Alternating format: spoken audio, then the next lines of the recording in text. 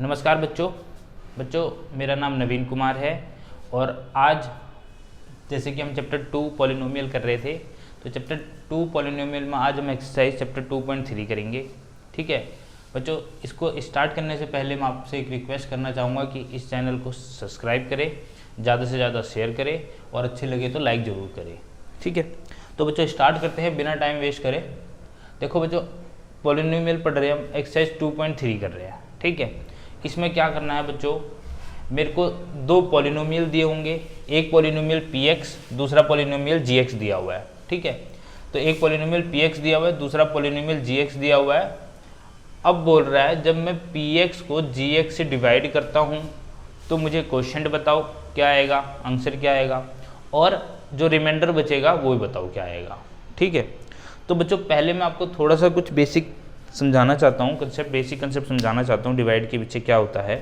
देखो बचपन में जब हम डिवाइड करते आते हैं, ठीक है, जब मैं किसी नंबर को दूसरे नंबर से डिवाइड करता हूँ मेरे पास क्या क्या आता है, एक तो क्वोशिएंट आता है, दूसरा रिमाइंडर आता है। ठीक है, यही दो चीज़ें आती हैं। तो बच्चे इसको कैसे करेंगे, देखो मैं आपको बता देता हूँ। जैसे मान लो मेरे को डिवाइड करना है, मार्क कर देता हूँ। देखो जैसे मान लो मुझे डिवाइड करना है, ये मुझे डिवाइड करना है, मुझे px को डिवाइड करना है किससे, मुझे px को डिवाइड करना है एक दूसरा पॉलिनोमियल है gx से। ठीक है बच्चों, यहाँ पर भी यही करना है, मेरे को px पॉलिनोमियल दिया हुआ है, दूसरा gx पॉलिनोमियल दिया हुआ है। कह रहा है px को gx से डिवाइड करो, उसके बाद जो क्वोशिएंट और रिमाइंडर आता है वो आप मुझे बता दो। तो px को gx से डिवाइड करना है। ठीक है, तो हमने देखो px को जिसको डिवाइड करते हैं उसको अंदर लिखते हैं और जिससे डिवाइड करते हैं उसको बाहर लिखते हैं। ठीक है, इसको हम बच्चों क्या बोलते हैं, इसको हम बोलते हैं डिविडेंड और इसको हम बोलते हैं डिवाइजर। जिसको हम डिवाइड करते हैं उसको हम बोलते हैं डिविडेंड और जिससे हम डिवाइड करते हैं उसको बोलते हैं डिवाइजर। ठीक है, अब जो मेरे पास यहाँ पर आंसर आता है वो मैं क्या करता हूँ, यहाँ लिखता हूँ, और यहाँ पर जो आंसर आता है उसको हम बोलते हैं बच्चों क्वोशिएंट। ठीक है, उसके बाद जो नीचे आता है बच्चों एंड फाइनली जो बचता है उसको हम बोलते हैं रिमाइंडर। तो रिमाइंडर को मैंने RX से डिनोट कर दिया और जो यहाँ पर मेरा आंसर आएगा क्वोशिएंट बोलते हैं तो उसको QX से डिवाइड कर दिया। ठीक है बच्चों, ठीक है। अब बच्चों इसको हिंदी में बोलते हैं बच्चों, देखो इसको इंग्लिश में तो आपको पता है रिमाइंडर बोलते हैं। ठीक है, रिमाइंडर बोलते हैं, हिंदी में इसको बोलते हैं शेषफल, इसको बोलते हैं शेषफल। यहाँ पर लिख देता हूँ मैं शेषफल, ये हिंदी वाले बच्चों के लिए है। और ये क्वोशिएंट है तो इसको बोलते हैं बच्चों, क्या बोलते हैं, भागफल, जो भाग करने पर आया है। ठीक है, इसको बोलते हैं भागफल। अब देखो क्या होता है, इसको रिमाइंडर बोलते हैं, इसको क्वोशिएंट बोलते हैं। देखो इंग्लिश में क्या होता है, अब एक थ्योरम है जिससे ये चीज़ें वेरीफाई होती हैं, वेरीफाई करने के लिए। तो px अंदर वाला जो पॉलिनोमियल होता है, कहने का मतलब जो डिविडेंड होता है वो किसके बराबर होता है, डिवाइजर इनटू में क्वोशिएंट प्लस रिमाइंडर। बच्चों ये होता है, ये चीज़ ध्यान रखना। देखो ये क्या है, दोनों आपस में मल्टीप्लाई हो रहे हैं प्लस रिमाइंडर हो रहा है। ठीक है, तो क्या दे देता आपको बच्चों, आपको क्या दे देता है, ये दे देता आपको डिविडेंड दे देता है। तो ये है बच्चों ऐसे, डिविडेंड इज इक्वल टू क्या होता है बच्चों, डिवाइजर इनटू में क्वोशिएंट प्लस रिमाइंडर। ठीक है, ये होता है। हिंदी में इसको बोलते हैं बच्चों भाजक, भाजक।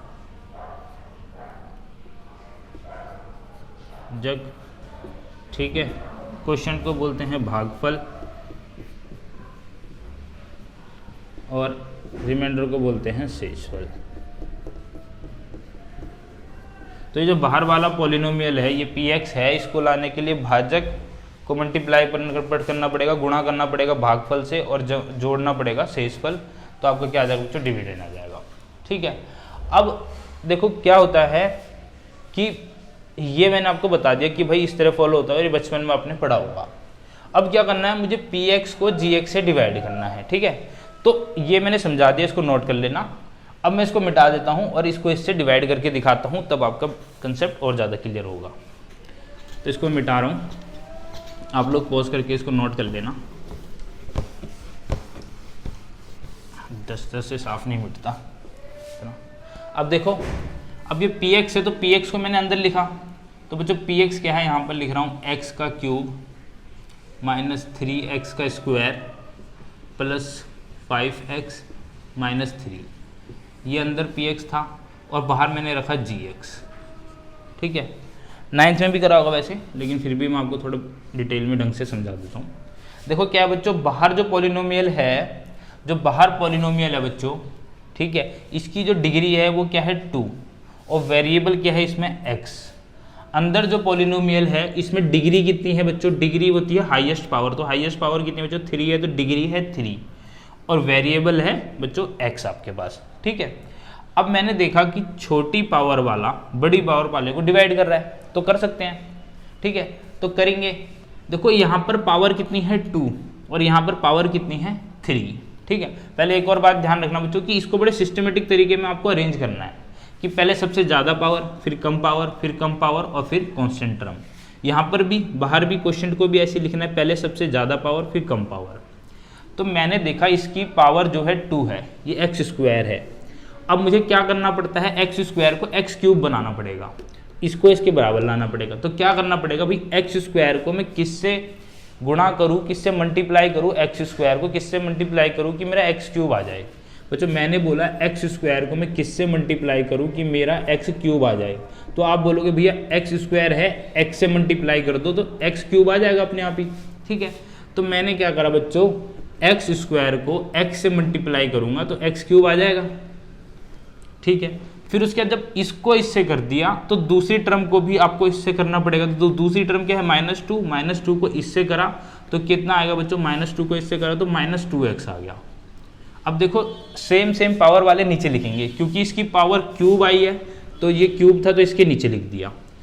अब इसको इससे मल्टीप्लाई करने पे स्क्वायर नहीं आ रहा, आपका पावर जो है लीनियर है, x आ रहा है। तो जब इसको इससे करा तो x के नीचे ये मैंने रख दिया। अब क्या करते हैं बच्चों, दूसरा स्टेप है बच्चों कि इसका जो नीचे है इसके साइन चेंज हो जाएंगे। देखो इसका साइन पॉजिटिव है तो ये नेगेटिव हो जाएगा, इसका नेगेटिव आया तो ये पॉजिटिव हो जाएगा। इससे क्या होगा बच्चों, हमें काटने में हेल्प मिलेगी। देखो इससे ये और ये सेम हो गया, इसकी पावर पॉजिटिव है, अब और इसकी पावर क्या होगी नेगेटिव होगी तो ये कट जाएगा। ठीक है, और ये बच्चों ऐसे का ऐसे नीचे उतर जाएगा क्योंकि इसमें तो कोई चेंज आया नहीं। अब इसमें क्या करेंगे, ये 5 है, ये +2 हो गया, 5 + 2 हो जाएगा बच्चों आपका 7x हो जाएगा। ठीक है, अब ये है ऐसे तो इसको ऐसे के ऐसी कांस्टेंट वैल्यू को फिर नीचे उतार दी, क्योंकि इसके साथ तो अभी तक हमने कुछ करा ही नहीं। अब देखो बच्चों, अब क्या करना है मुझे, अब मेरे को जो चाहिए, अब मुझे ये टर्म बनानी है यहाँ पे -3x², कि अब मैं x स्क्वायर को किससे मल्टीप्लाई करूँ कि ये आ जाए। आप बोलोगे सर x² तो है ही, तो किसी वेरिएबल से मल्टीप्लाई करने की तो ज़रूरत है नहीं। तो आप बोलोगे इसको सिर्फ -3 से मल्टीप्लाई कर दो। इसको जैसे ही -3 से मल्टीप्लाई करोगे तो ये टर्म इसके बराबर आ जाएगी। ठीक है, तो मैंने x² को क्या करा बच्चों, x² को मैंने क्या करा, मल्टीप्लाई कर दिया -3 से। x² को मैंने मल्टीप्लाई कर दिया -3 से ताकि मेरा -3x² आ जाए। तो जैसे ही मैंने x² को -3 से मल्टीप्लाई करा तो ये आ गया -3x²। और अब जब मैंने इसको 3 से करा है -3 से, तो इसको भी -3 से करना पड़ेगा। जब मैंने इसको -3 से करा, -2 को -3 से करा तो ये आ गया -6। क्योंकि कांस्टेंट वैल्यू आई है तो कांस्टेंट के नीचे ही लिखूंगा मैं, इसको ऐसे कैसे छोड़ दिया।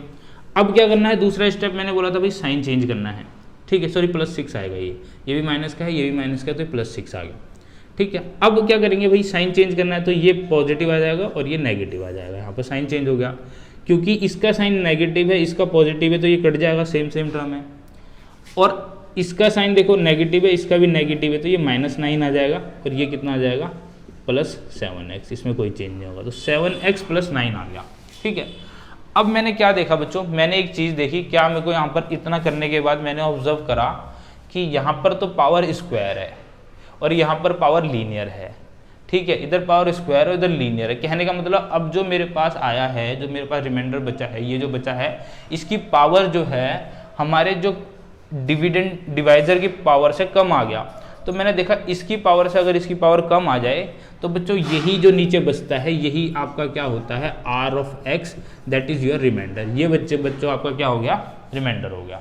ठीक है, तो यहाँ पर मेरे को आपको डिवाइड करना सिखाना था और उसके बाद उसमें क्वेश्चन में बोला कि भाई अगर इस पॉलिनोमियल को मैं इस पॉलिनोमियल से डिवाइड करता हूँ तो आप मुझे क्वोशिएंट बताओ और मुझे रिमाइंडर बताओ। तो बच्चों ये तो हो गया आपका Q(x) क्वोशिएंट। ठीक है, मतलब अब क्वेश्चन हो गया ये, मतलब भागफल हो गया। और आपसे बोला था भाई मुझे क्या बोलते हैं शेषफल बताओ, मतलब रिमाइंडर बताओ, तो ये बच्चों आपका हो गया 7x - 9 हो गया, आपका रिमाइंडर हो गया। ठीक है, ये मैंने इसको लिख दिया, ऐसे लिख दिया 7x - 9। आई होप आपको ये बहुत अच्छे से समझ में आ गया होगा। ठीक है, अब हम अगले क्वेश्चन। ठीक है बच्चों, हमने पूरा डिवाइड करना सीख दिया, एक पॉलिनोमियल को दूसरे डिवाइड करते हैं, फिर मेरे को क्वेश्चन फाइंड करना था और रिमाइंडर फाइंड करना था। ठीक है, वो भी मैंने कर दिया है। ठीक है, बच्चों की डिमांड थी कि सर हिंदी में थोड़ा सा एक्सप्लेन करो, तो मैंने हिंदी में भी थोड़ा बता दिया। ठीक है, अब हिंदी में सब कुछ लिखना पॉसिबल नहीं होगा मेरे लिए। ठीक है, लेकिन मैंने फिर भी जितना हो सकेगा मैं हिंदी में भी ट्राई करूँगा कि हिंदी में भी मैं आप लोगों को एक्सप्लेन कर सकूँ। सारी चीज़ें अच्छे से नोट कर लेना। ठीक है, अभी के लिए इतना ही रखते हैं। Thank you very much. अब नेक्स्ट उसमें सीखेंगे हम कि क्या बोलते हैं अगले क्वेश्चन कैसे करने हैं। Okay, thank you.